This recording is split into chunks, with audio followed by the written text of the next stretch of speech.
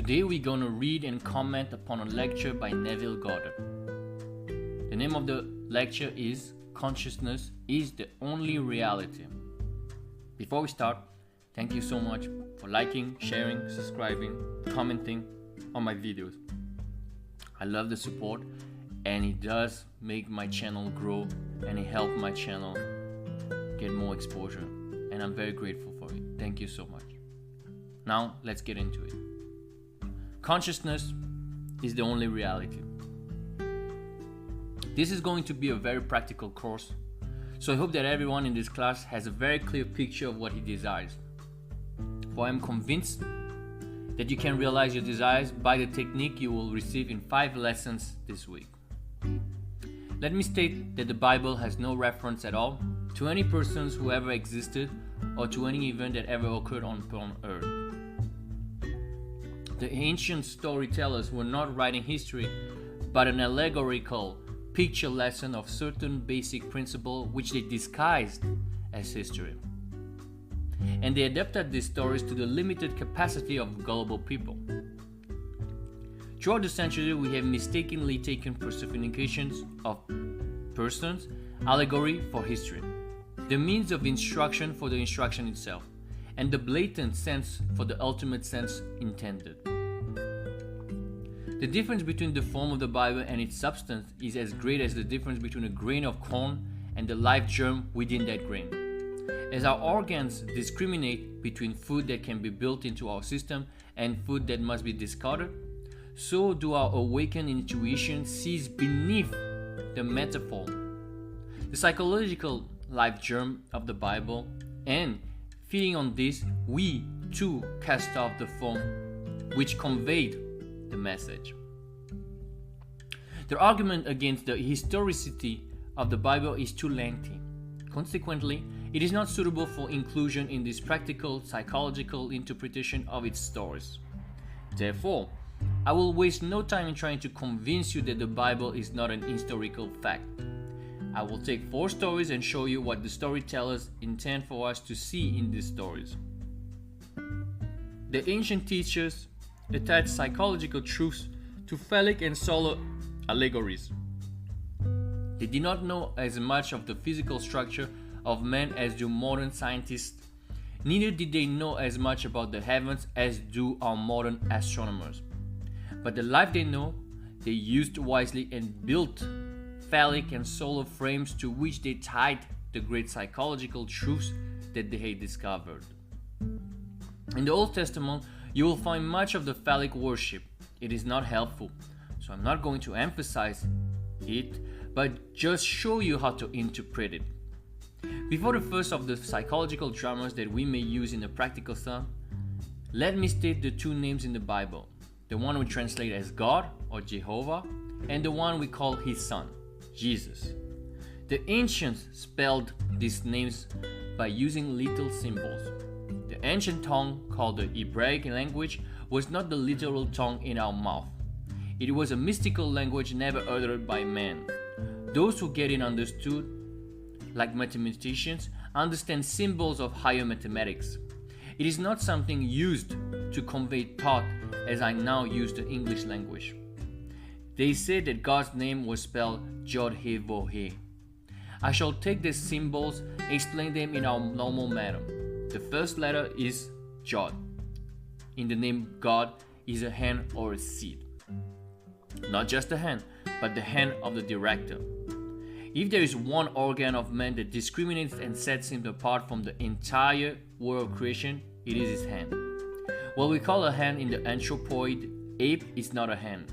It is used only for the purpose of conveying food to the mouth, or to swing from branch to branch. Man's hand fashions, it molds. You cannot really express yourself without the hand. This is the builder's hand, the hand of the director. It directs and molds and builds within your world. The ancient storytellers called the first letter Jod, the hand, or the absolute seed out of which the whole creation comes. To the second letter, He, they gave the symbol of a window. A window is an eye. The window is to the house as the eye is to the body. The third letter, Vol, They called a nail. A nail is used for the purpose of binding things together. The conjunction "and" in the Hebraic tongue is simply the third letter of "vo." If I want to say man and woman, I will put the "vo" in the middle and it binds them together. The fourth and last letter, "he," is another window or eye. In this modern language of ours, you can't forget eyes, windows, and hands, and look at it in this manner. You are seated here now. The first letter, Jod, is your I amness, your awareness. You are aware of being aware. That is the first letter.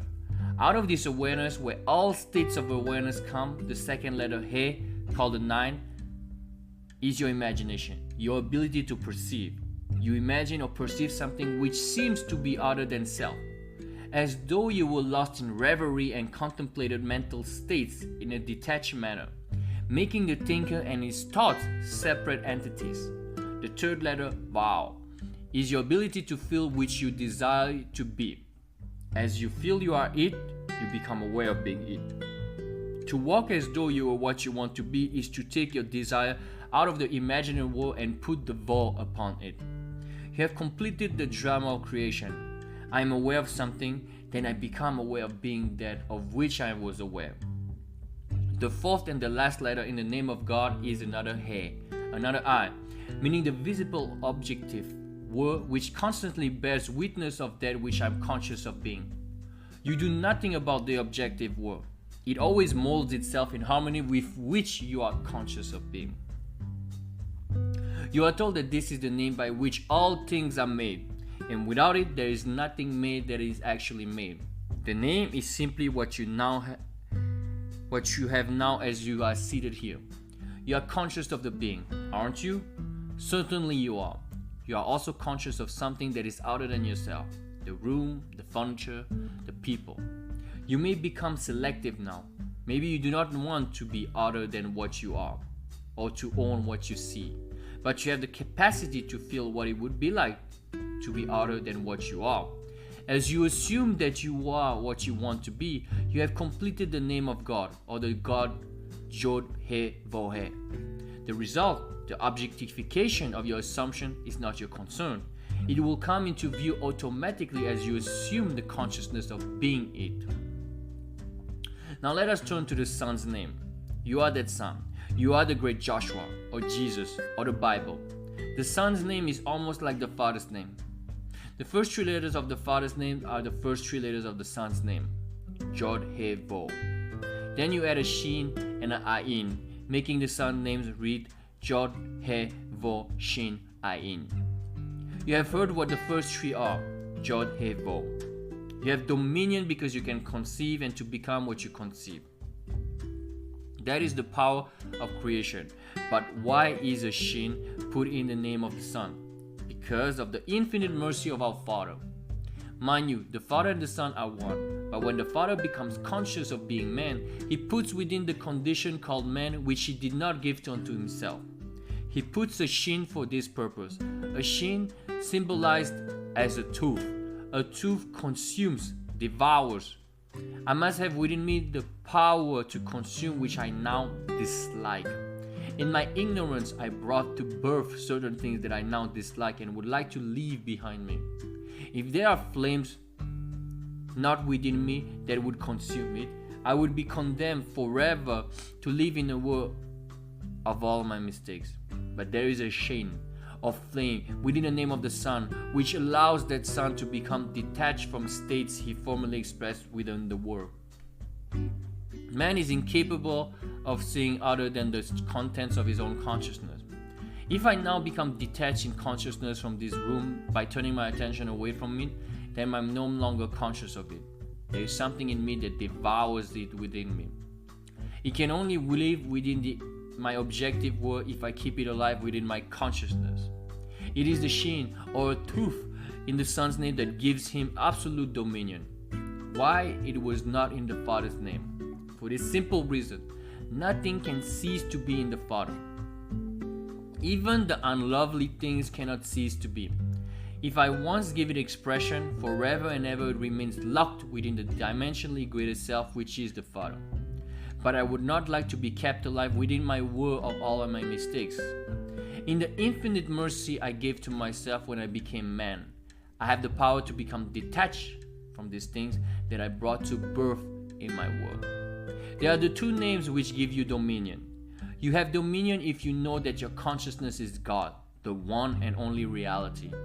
You become aware of something you would like to express or possess. You can feel that you are and possess which is a moment before was imaginary. The result, the embodying of your assumption, is completely outside of the offices of a three-dimensional mind. It comes to birth in a way that no man's know. If these two names are clear in your mind's eyes, you will see that they are your eternal names. As you sit here, you are this Jod He Vohe.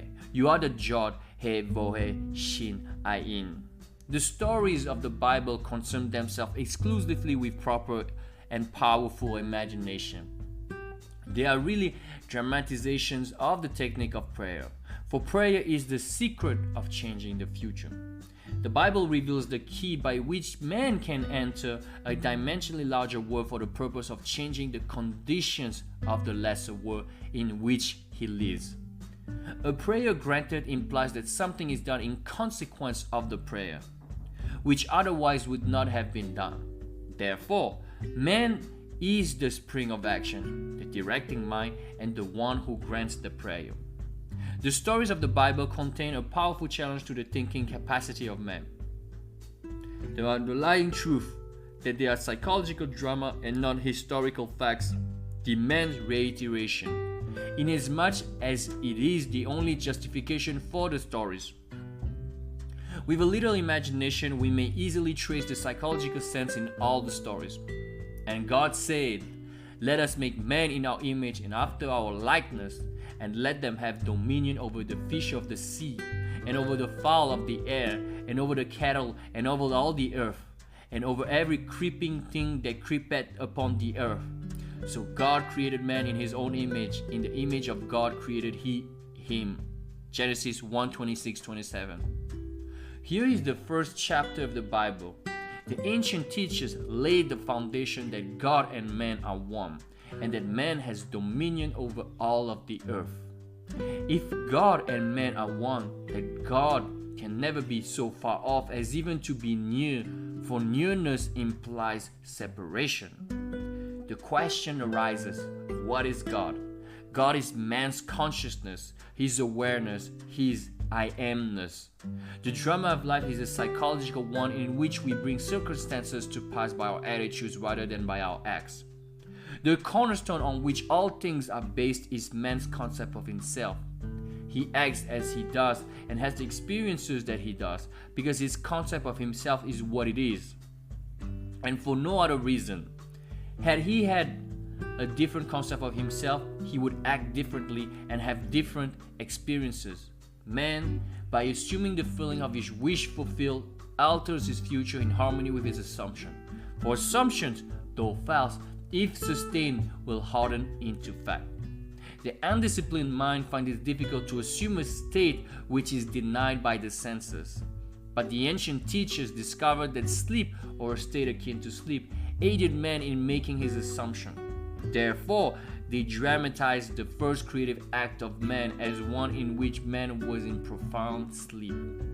This is not only sets the pattern for all the future creative acts, but shows us that man has but one substance that is truly his to use in creating his world, and that is himself. And the Lord God caused a deep sleep to fall upon Adam, and he slept. And he took one of his ribs and closed up the flesh instead thereof. And the rib which the Lord God had taken from man made he a woman. Genesis 2:21-22. Before God fashions this woman for man, he brings unto Adam the beasts of the field and the fowls of the air, and has Adam named them. Whatsoever Adam called every living creature, that was the name thereof. If you will take a concordance or a Bible dictionary and look up the word thigh, as used in this story, you will see that it has nothing to do with the thigh. It is defined as the soft parts that are creative in a man, that hang upon the thigh of man. The ancient storytellers used this phallic frame to reveal a great psychological truth. An angel is a messenger of God. You are God, as you have just discovered, for your consciousness is God. And you have an idea, a message. You are wrestling with an idea, for you do not know that you are already that which you contemplate. Neither do you believe you could become it. You would like to, but you do not believe you could. Who wrestles with the angel? Jacob. And the word Jacob by definition means the supplanted. You would like to transform yourself and become that which reason and your senses deny. As you wrestle with your ideal, trying to feel that you are it, this is what happens. When you feel that you are it, something goes out of you. You may use the words, "who has touched me," for I perceive virtue has gone out of me. You become for a moment, after a successful meditation, incapable of continuing the act, as though it were a physical creative act. You are just as impotent after you have prayed successfully as you are after the physical creative act. When satisfaction is yours, you no longer hunger for it. If the hunger persists, you did not explode the idea within you. You did not actually succeed in becoming conscious of being that which you wanted to be.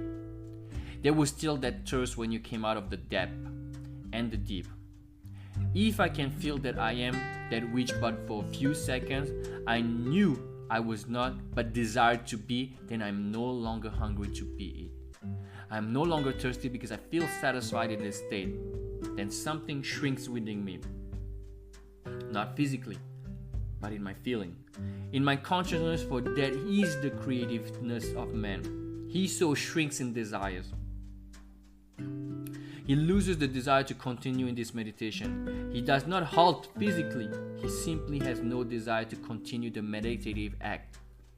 When you believe and when you pray, you believe that you have received and you shall receive.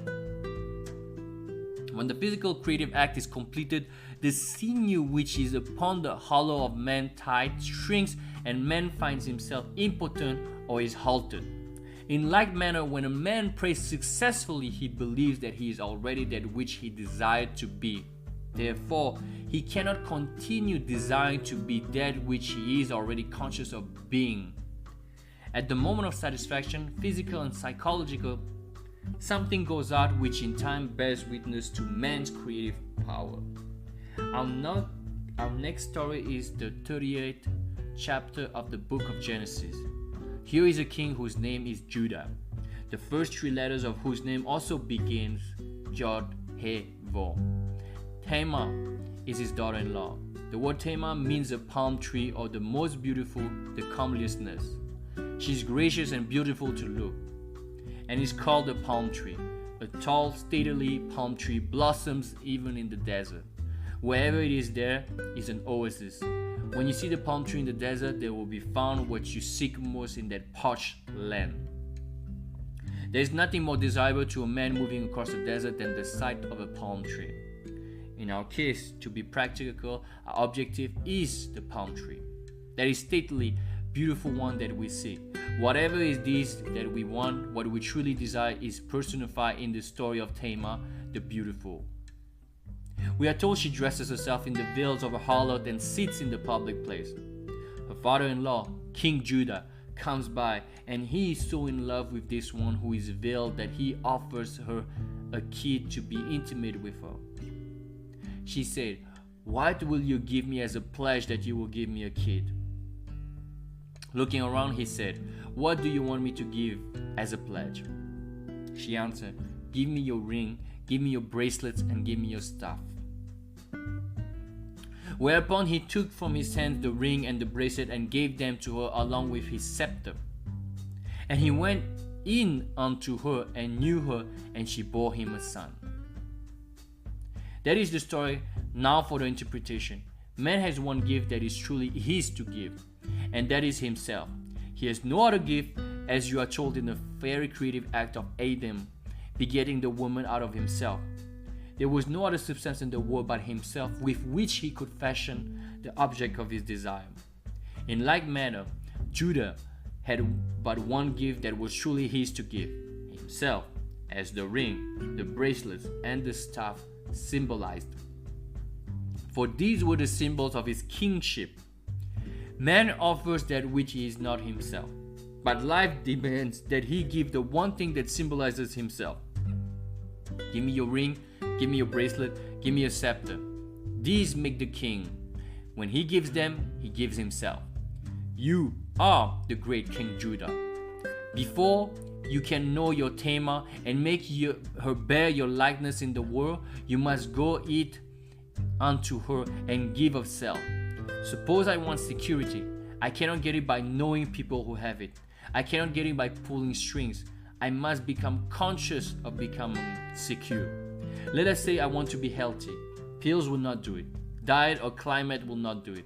I must become conscious of being healthy by assuming the feeling of being healthy. Perhaps I want to be lifted up in this world. Merely looking at kings and presidents and noble people and living in their reflection will not make me dignified. I must become conscious of being noble and dignified and walk as though I were that which I now want to be. When I walk in that light, I give of myself to the image that haunted my mind, and in time she bears me a child, which means I objectify the world in harmony with that which I am conscious of being. You are King Judah, and you are also Tamar. When you become conscious of being that which you want to be, you are Tamar. Then you crystallize your desire within the world round about you. No matter what stories you read in the Bible, no matter how many characters these ancient storytellers introduced into the drama, there is one thing you and I must always bear in mind. They all take place within the mind of the individual man. All the characters live in the mind of the individual man. As you read the story, make it fit the pattern of itself. Know that consciousness is the only reality. Then know what you want to be. Then assume the feeling of being that which you want to be and remain faithful to your assumption, living and acting on your conviction. Always make it fit that pattern. Our third interpretation is the story of Isaac and his two sons, Esau and Jacob. The picture is drawn of a blind man being deceived by his second son into giving the blessing which belonged to his first son. The story stresses the point that the deception was accomplished through the sense of touch. And Isaac said unto Jacob, Come near, I pray thee, that I may feel thee, my son, whether thou be my very son Esau or not. And Jacob went near unto Isaac his father, and he felt him.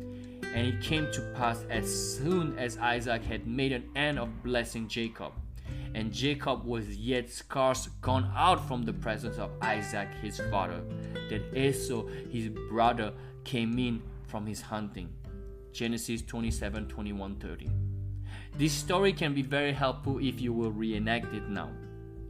Again, bear in mind that all the characters of the Bible are personifications of abstract ideas and must be fulfilled in the individual man. You are the blind father and both sons. Isaac is one and blind, and sensing the approach of death, calls his first son Esau a rough, hairy boy and sends him into the woods that he may bring in some venison. The second son, Jacob, a smooth-skinned boy, overheard the request of his father. Desiring the birthright of his brother Jacob, the smooth-skinned son slaughtered one of his father's flock and skinned it. Then, dressed in the hairy skins of the kid he had slaughtered, he came through subtlety and betrayed his father into believing that he was Esau. The father said, Come close, my son, may I feel you. I cannot see, but I come that I may feel. Note the stress that is placed upon feeling in this story. He came close, and the father said to him, The voice is Jacob's voice, but the hands are the hands of Esau. And feeling his roughness, the reality of the son Esau, he pronounced the blessing and gave it to Jacob. It is told in the story that as Isaac pronounced the blessing and Jacob had scarcely gone out from his presence, that his brother Esau came in from his hunting. This is an important verse. Do not become distressed in your practical approach to it. For as you sit here, you too are Isaac. This room in which you are seated is your present Esau. This is the rough or sensibly known world, known by reason of all your bodily organs. All your senses bear witness to the fact that you are here in this room. Everything tells you that you are here, but perhaps you do not want to be here. You can apply this toward any objective: the room in which you are seated at any time, the environment in which you are placed. This is your rough or sensibly known word or son, which is personified in the story as Esau.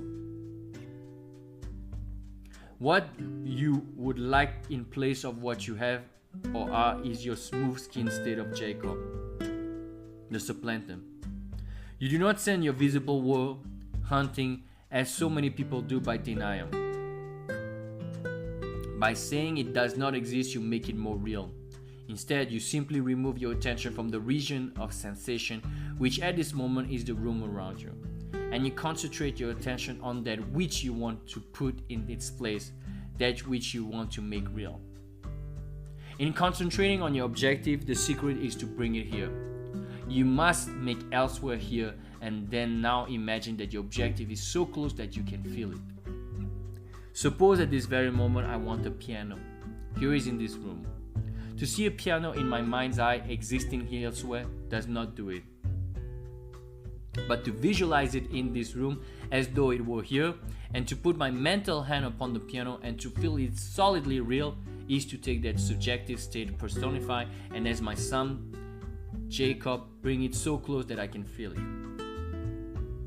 Isaac is called a blind man. You are blind because you do not see objective with your bodily organs. You cannot see it with your objective sense. You only perceive it with your mind. But you bring it so close that you can feel it as though it was solidly real. When this is done and you lose yourself in its reality and feel it to be real, open your eyes. When you open your eyes, what happens? The room that you had shut out, put a moment ago, returns from the hunt. You no longer gave the blessing, felt the imaginary state to be real. Then the objective world, which seemingly was unreal, returns. It does not speak to you with words as recorded of Esau, but the very room around you tells you by its presence that you have been self-deceived. It tells you that when you lost yourself in contemplation, feeling that you were now what you wanted to be, feeling that you now possess what you desired to possess, that you were simply deceiving self. Look at this room. It denies that you are elsewhere. If you know the law, you now say, even though your brother came though subtly and betrayed me and took your birthright, I gave him your blessing and I cannot retract. In other words, you remain faithful to the subjective reality and you do not take back from its power of birth. You gave it the right of birth and it's going to become objective within this world of yours. There is no room in this limited space of yours for two things to occupy the same space at the same time. By making the subjective real, it resurrects itself within your world. Take the idea that you want to embody and assume that you are already it. Lose yourself in feeling this assumption is solidly real. As you give it this sense of reality, you have given it the blessing which belongs to the objective world. And you do not have to aid its birth any more than you have to aid the birth of a child or a seed you plant in the ground. The seed you want, plant, grows unaided by man, for it contains within itself all the power and all the plants necessary for self-expression. You can reenact the drama of Isaac blessing his son and see what happens in the immediate future in your world. Your present environment vanishes. All the circumstances of life change and make way for the coming of that to do which you have given your life. As you walk, knowing that you are what you wanted to be, you objectify it without the assistance of another. The fourth story for tonight is taken from the last of the books attributed to Moses. If you need proof that Moses did not write it, read the story carefully. It is found in the 34th chapter of the book of Deuteronomy. Ask any priest or rabbi who is the author of this book, and they will tell you that Moses wrote it. In the 34th chapter of the Deuteronomy, you will read of man writing his own obituary. Moses. A man may sit down and write what he would like to have placed upon his tombstone. But here is a man who writes his own obituary, and then he dies and so completely rubs himself out that he defies posterity to find where he has buried himself. So Moses, the servant of the Lord, died there in the land of Moab, according to the word of the Lord, and he buried himself in the valley in the land of Moab. over against the bad port, but no man knoweth of his sepulchre unto his day. And Moses was 120 years old when he died. His eye was not dim, nor his natural force abated. 34, 5, 6, 7. You must this night, not tomorrow, learn the technique of writing your own obituary and so completely die to what you are that no man in this world can tell you that you are buried, the old man. If you are now ill and now you become well, and I know you by reason of the fact that you are ill, where can you point and tell me you buried the sick one? If you are impoverished and borrow from every friend you have and then suddenly you roll in wealth, where did you bury the old poor man? You so completely rub out poverty in your mind's eye that there is nothing in this world you can point to and claim that where I left it.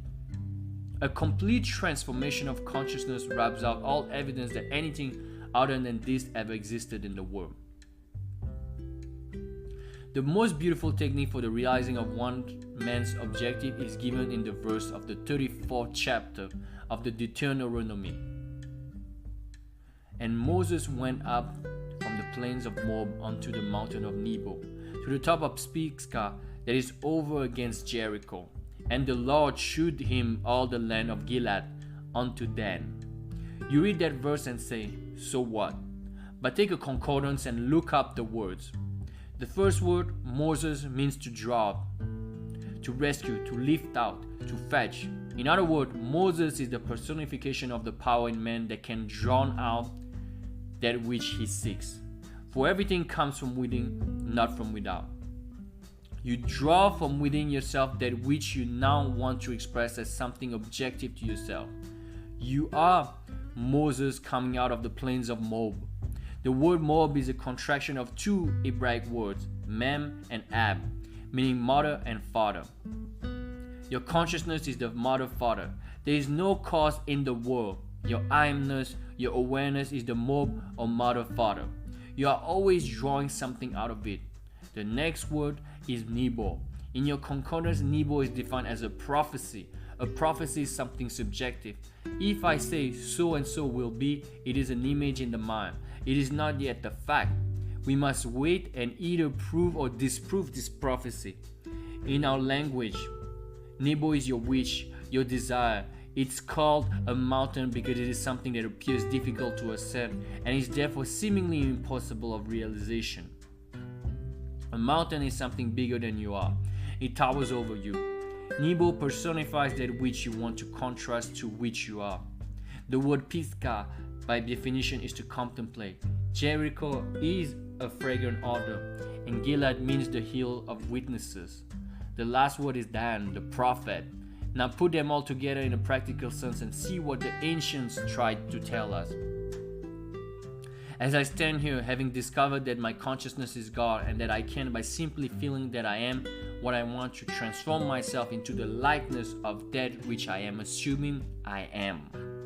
I know now that I am all that it takes to scale this mountain. I define my objective. I do not call it Nebo, I call it my desire. Whatever I want, that is my Nebo. That is my great mountain that I'm going to scale. I now begun to contemplate it, for I shall climb to the peak of Pisgah. I must contemplate my objective in such a manner that I get that reaction that satisfies. If I do not get the reaction that pleases, then Jericho is not seen. For Jericho is a fragrant odor. When I feel that I am what I want to be, I cannot suppress the joy that comes with that feeling. I must always contemplate my objective until I get the feeling of satisfaction personified as Jericho.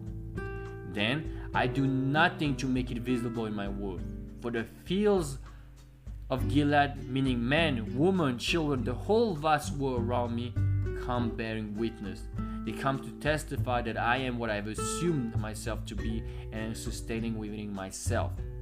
When my world conforms to my assumption, the prophecy is fulfilled. If I now know what I want to be and assume that I am it and walk as though I were, I become it, and becoming it, I so completely die to my former concept of self that I cannot point to any place in the world and say, that is where my former self is buried. I so completely die that I defy posterity to ever find where I buried my old self. There must be someone in this room who will so completely transform himself in this world that his close immediate circle of friends will not recognize him. For 10 years I was a dancer, dancing in Broadway shows, in vaudeville, nightclubs, and in Europe. There was a time in my life when I thought I could not live without a certain friends in my world. I would spread a table every night after the theater, and we would all dine well. I thought I could never live without them. Now I confess that I could not live with them. We have nothing in common today. When we meet, we do not purposely walk on the opposite side of the street, but it's almost a cold meeting because we have nothing to discuss. I so died that life that as I meet these people, they cannot even talk to the old times. But there are people living today who are still living in that state, getting poorer and poorer. They always like to talk about the old times. They never buried that man at all. It is very much alive within this world. Moses was 120 years, a full wonderful age as 120 indicates. 1 plus 2 plus 0 equals 3. The numerical symbol of expression. I am fully conscious of my expression.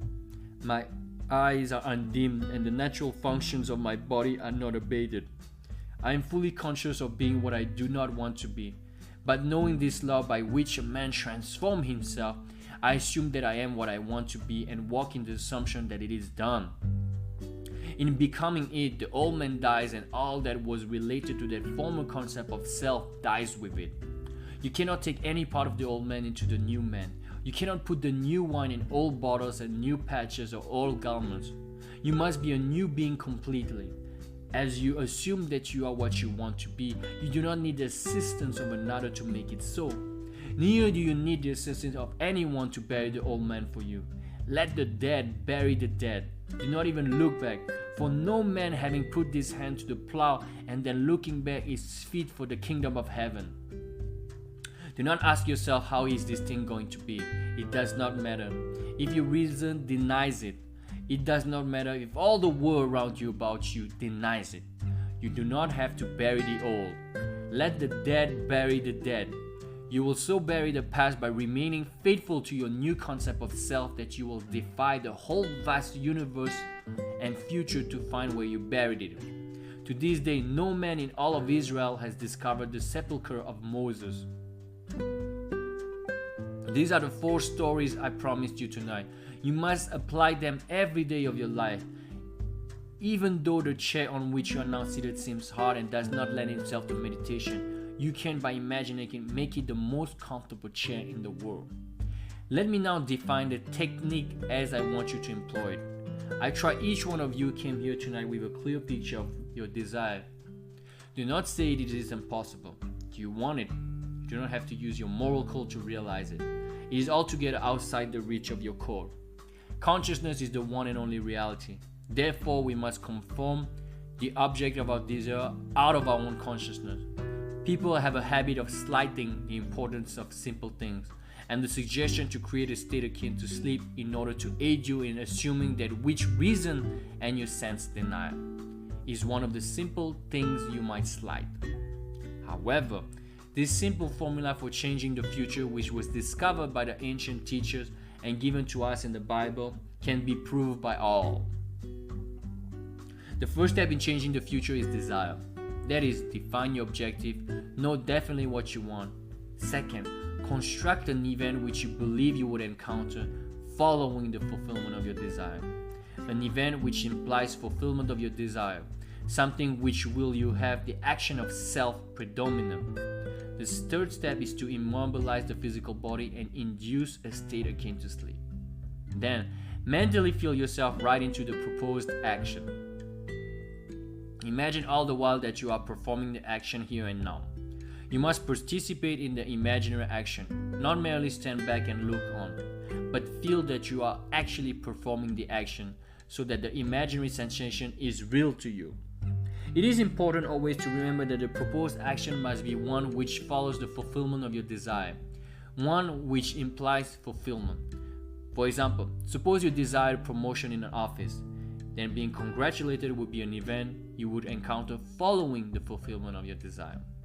Having selected this action as the one you will experience in imagination to imply promotion in office, immobilize your physical body and induce a state bordering on sleep, a drowsy state, but one in which you are still able to control the direction of your thoughts, a state in which you are attentive without effort.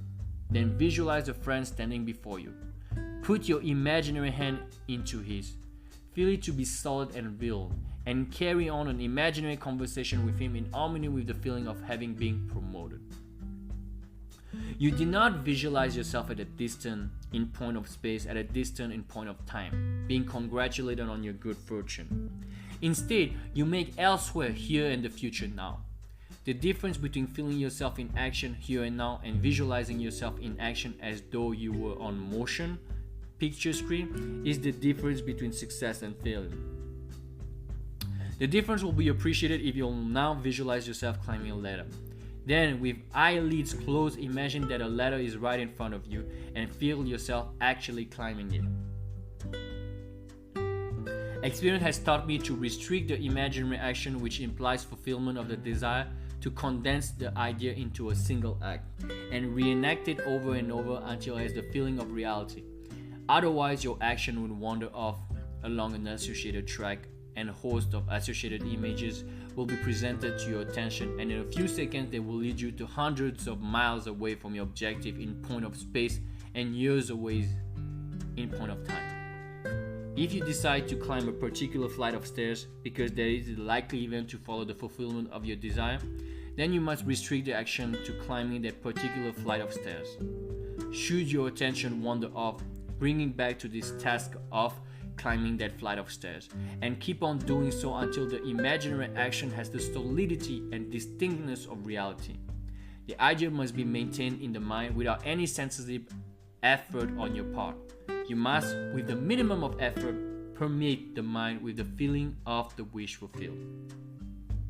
Drowsiness facilitates change because it favors attention without effort, but it must not be pushed to the state of sleep, in which you no longer are able to control the movements of your attention, but a moderate degree of drowsiness in which you are still able to direct your thoughts.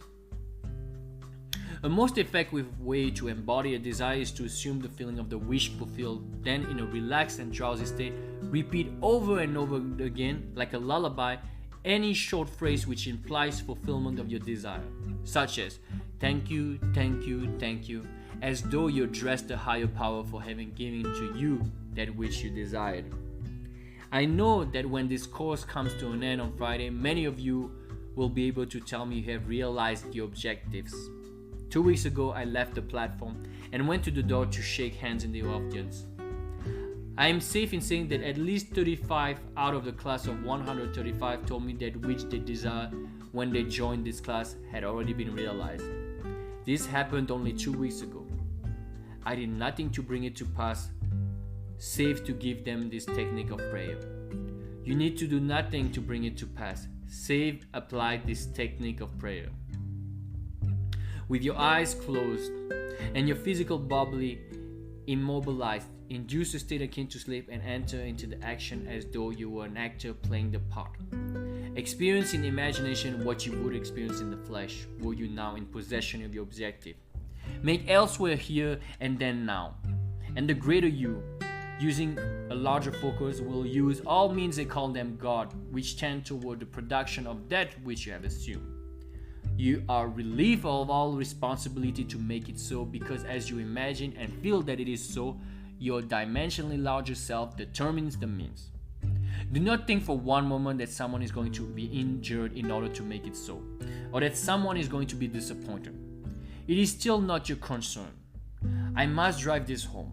Too many of us, cooled in different walks of life, are so concerned about the other. You ask, if I get what I want, will it not imply injury to another? There are ways you could know of, so do not be concerned. Close your eyes now, because you are going to be in a long silence. Soon you will become so lost in contemplation, feeling that you are what you want to be, that you will be totally unconscious of the fact that you are in this room with others. You will receive a shock when you open your eyes and discover we are here. It should be a shock when you open your eyes and discover that you are not actually that which a moment before you felt you were, or felt possessed. And now we will go into the deep. I need not remind you that you are now that which you have assumed you are. Do not discuss it with anyone, not even self. You cannot take thought as to the how when you know that you are already this. Your three-dimensional reasoning, which is a very limited reasoning, indeed should not be brought into this drama. It does not know. What you have just felt to be true is true. Let no man tell you that you should not have it. What you feel that you have, you will have. And I promise you this much. After you have realized your objective, on reflection, you will have to admit that this conscious reasoning mind of yours could never have devised the way. You are that, and have that which is the very moment you appropriated it. Do not discuss it. Do not look to someone for encouragement, because the thing might not come. It has come.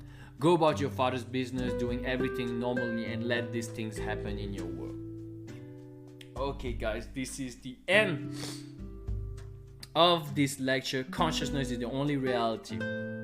It's a heavy lecture and it will take time to sink in, because there's a lot of things. It might seem like that he doesn't talk about much, but he is very profound, especially when it comes to the stories. So the summary is pretty much the consciousness is the one and only reality. Therefore, we must form the object of our desire out of our own consciousness. One must think of being it in order to put it into reality. Prayer granted shows that it is upon the man to put the image in mind into something the senses can perceive. If I know what I want to be and assume that I am it and walk as though I were, I become it. Which means that you practice this prayer so much that when you leave this state of consciousness, when you open your eyes after you have done your imagination, your imaginal act, you wake up to a place. When I say you wake up, you open your eyes, or you can say you wake up to a reality that almost shocks you. And it doesn't mean that it has to shock you. It means, and I feel this too when I do my affirmation and stuff like that, you feel that. And I heard this YouTuber Joseph Ali, a very good YouTuber on this Saturday, that you feel that the world is almost skewed because you are literally impressing your subconscious mind, and the reality around you seems almost like it's not your own. And that's the thing, it's not your own anymore, because the more you live in the fourth dimensional world, the more this three-dimensional world will not make sense. And that's why he emphasized upon not spending so much time thinking about the three-dimensional, which is the reasoning mind, which we think about how will come to pass, how is it possible, blah blah. This is the reasoning mind, this is the conscious mind. But when we go to the fourth dimension mind, which is we shut down the conscious mind and we live in the state akin to sleep, and in this fourth dimension we can imagine everything we want, and the ways of the higher self is much greater than our conscious mind. So as he just said a few lines ago, as I just read a few lines ago, there's no way in the three-dimensional world we can devise the way in which our manifestations will come to pass. I'm sorry, I've been reading for over 45 minutes and my mouth was a bit tired. Sorry, please bear with me. Anyway, so the prayer is always simple, and for me, I say this in previous videos, wherever you're listening to this, on Instagram, YouTube, or Facebook, I'm not a big fan of visualization. I'm not saying it's not efficient, it's just not what I like to do. But it's pretty much simple either way. Either you visualize or you use the lullaby technique. And there are other techniques that we will talk about in other lectures, but those two are the main ones that Neville Goddard prescribe upon his audience and upon his clients and upon us, obviously. The first one is obviously to immobilize the body, put yourself in a state akin to sleep, which means, generally speaking, before sleep when you're drowsy, it's much easier.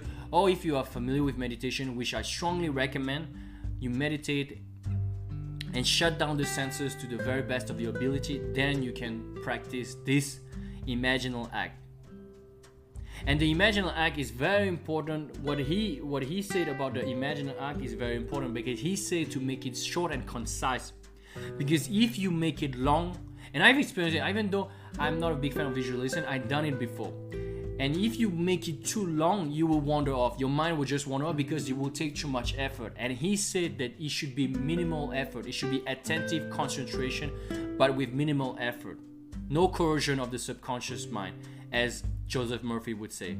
Joseph Murphy, as you guys probably know, had the same mentor as Neville Goddard, and that's why their teaching, although different, are pretty similar, at the core at least. But anyway, so yes, this imaginal act should be short and concise, pretty much maybe maximum 10 seconds. So let's say your desire is to have this SP, and your desire would be to be married with this SP, then you would picture yourself, as he said, always after the fulfillment of the desire. Never before, never when the burning is about to be fulfilled. After, always, even long after if you want. Doesn't matter. After is the most important, whether it's 10 years after or a moment after.